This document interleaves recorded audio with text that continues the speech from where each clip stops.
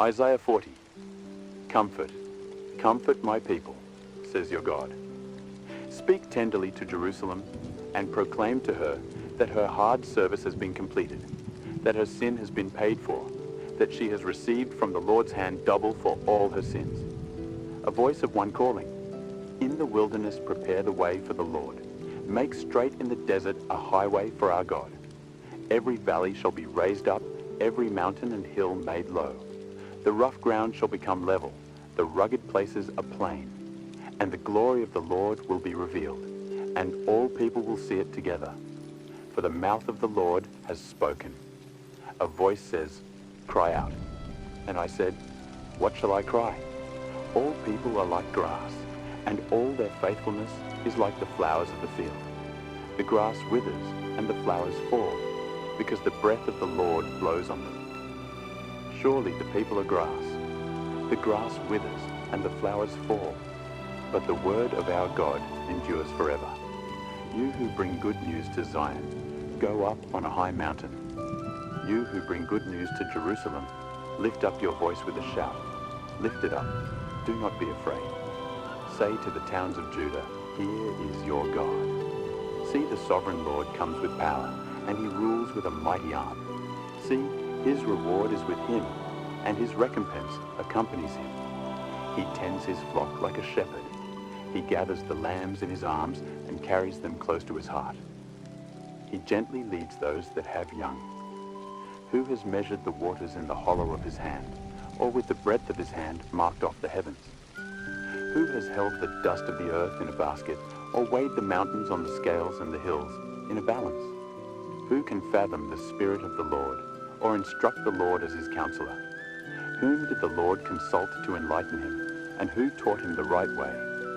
Who was it that taught him knowledge or showed him the path of understanding? Surely the nations are like a drop in a bucket. They are regarded as dust on the scales. He weighs the islands as though they were fine dust. Lebanon is not sufficient for altar fires, nor its animals enough for burnt offerings. Before him, all the nations are as nothing. They are regarded by him as worthless and less than nothing. With whom, then, will you compare God? To what image will you liken him? As for an idol, a metal worker casts it, and a goldsmith overlays it with gold and fashions silver chains for it. A person too poor to present such an offering selects wood that will not rot. They look for a skilled worker to set up an idol that will not topple. Do you not know? Have you not heard? Has it not been told you from the beginning?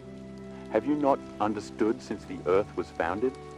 He sits enthroned above the circle of the earth, and its people are like grasshoppers. He stretches out the heavens like a canopy, and spreads them out like a tent to live in. He brings princes to naught, and reduces the rulers of this world to nothing. No sooner are they planted, no sooner are they sown, no sooner do they take root in the ground, than he blows on them, and they wither, and a whirlwind sweeps them away like chaff. To whom will you compare me? Or who is my equal, says the Holy One? Lift up your eyes and look to the heavens. Who created all these? He who brings out the starry host, one by one, and calls forth each of them by name. Because of his great power and mighty strength, not one of them is missing. Why do you complain, Jacob?